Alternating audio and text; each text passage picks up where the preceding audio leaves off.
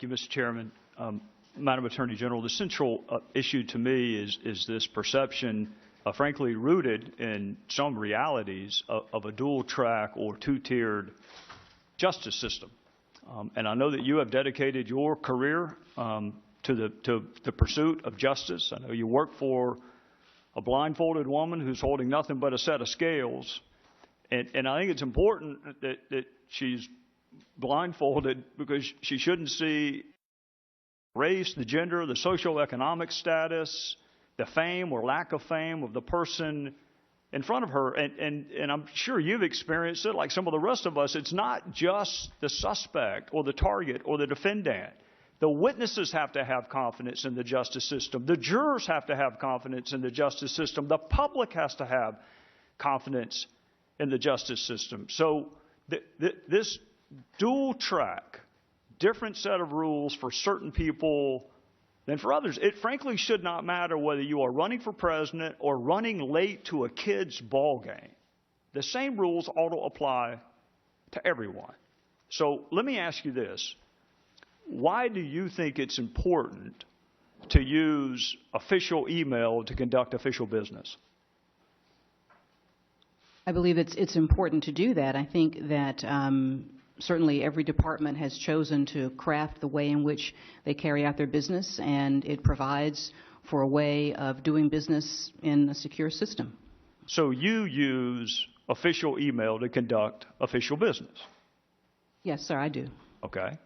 And do you ever email, send or receive classified information on personal email? I do not. I doubt you even use your USDOJ.gov account to send classified information, do you? We have separate systems. Right. So there would be a separate classified system for that. Right. So not only do you not use personal email to do it, you don't even use your USDOJ.gov. You have a separate dedicated system to handle classified information. Why? We have a separate system to handle the security needs. But my question is why? Why is it important enough to you to not use personal email to conduct public business and to use a separate, more safely guarded system when you do handle classified information? That is the practice that I've certainly always followed. It But allows it's not for the just protection.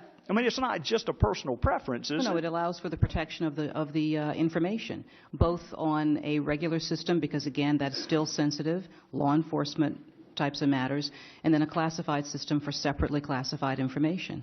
What element do you think was lacking in the statutes that you evaluated as it relates to Secretary Clinton? So let me again.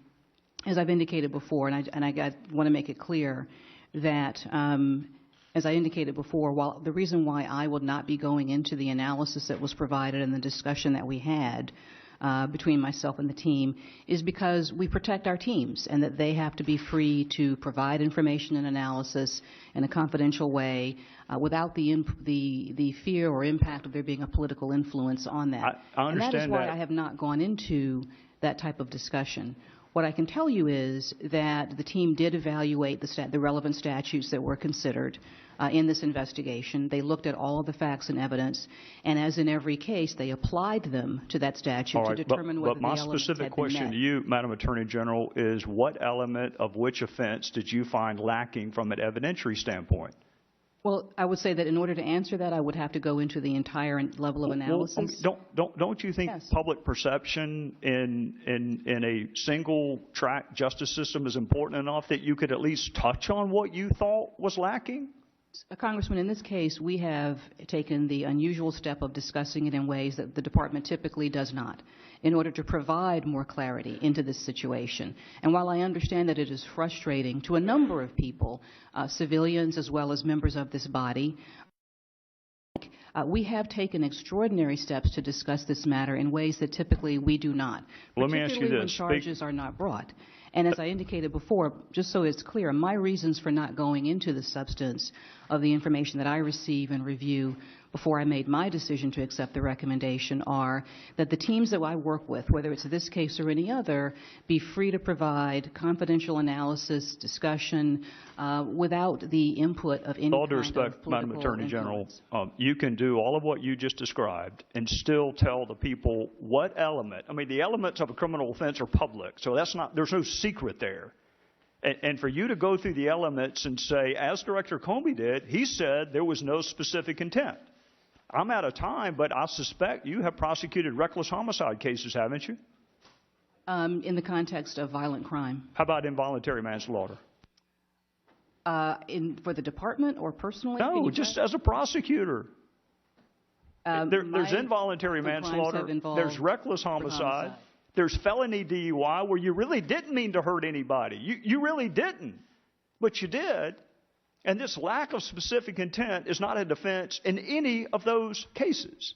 So I think the public would like to know how you determined she did not have the intent to break the law and why you are applying a specific intent requirement here when you don't even do it in certain homicide cases.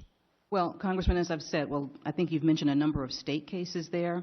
But as I've said, the reason why I am not going into the discussion I had and providing that particular level of information, although the FBI director did choose to do so, is that the information the team provides to me on this or any other case has to be given in a zone of confidentiality so that they can be clear and sure that there's never a political overtone to their decisions, nor will I apply one in accepting their decisions. That's why we have taken the unusual providing greater information, as frustrating as that has been for a number of people to have additional information. That's why I took the unusual step of clarifying my role in this investigation.